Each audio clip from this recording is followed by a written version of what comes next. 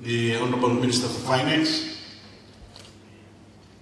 Honorable Cabinet Ministers, the Governor of the Reserve Bank, members of the private sector and civil society groups, ladies and gentlemen, Buluvinaka, and a very good morning to you all.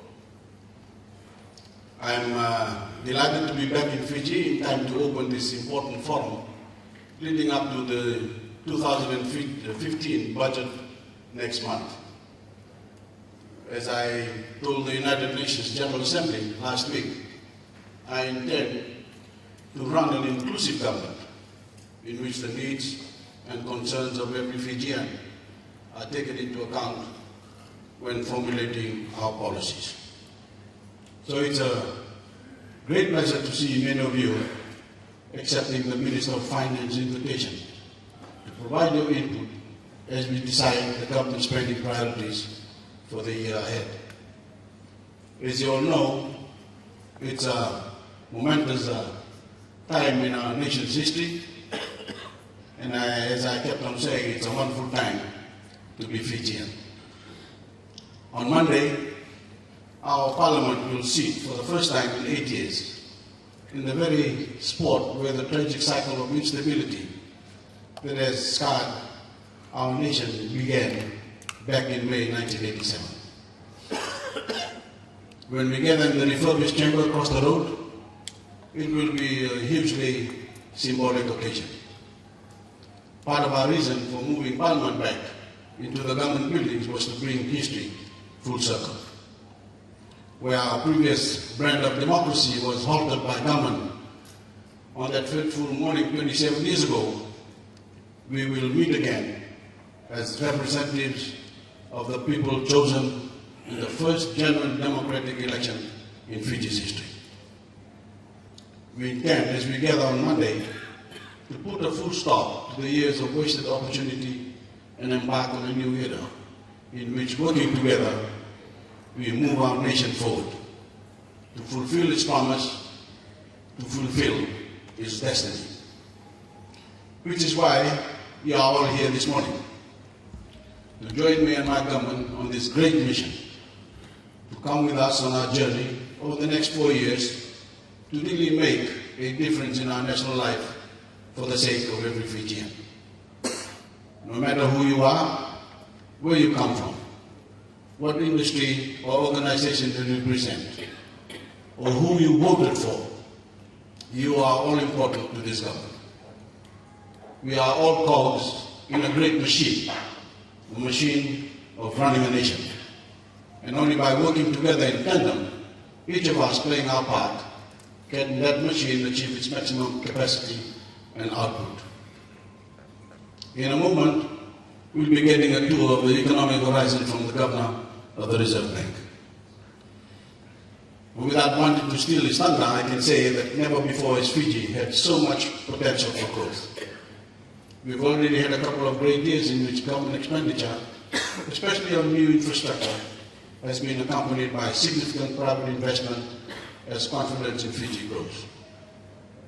But having now successfully conducted a credible, free and fair election, and of course, having it acclaimed as such by the global community, our position can only get better. On my overseas trip, and especially in my meetings with world leaders at the United Nations, I found a huge level of enthusiasm about Fiji's future prospects. Having embraced a united future and buried the divisions of the past, the world is expecting us to take off. We have so much going on for us. Our glorious natural surroundings, our wonderful people, our central position as a hub in the Pacific, an eager and talented workforce destined to become even smarter because of our investment in education. The many reforms we have made to transform Fiji into a modern nation state. And on top of all of this, our transition to a genuine democracy. Not the vague limitation we had before. All this means that Fiji has never stood taller or had so much potential. I've asked my opponents in the Parliament to work constructively with me to capitalize on these positive indicators. Whatever our differences, we must share a common vision of a better Fiji, and we owe it to the Fijian people to work as hard as we possibly can in their interests and the interests of our nation. We must also work together to capitalize on the renewed confidence in Fiji that has accompanied both the election and our comprehensive reform program of the past 8 years. Those reforms have improved our standards of governance and made Fiji more competitive, but there is still much to be done.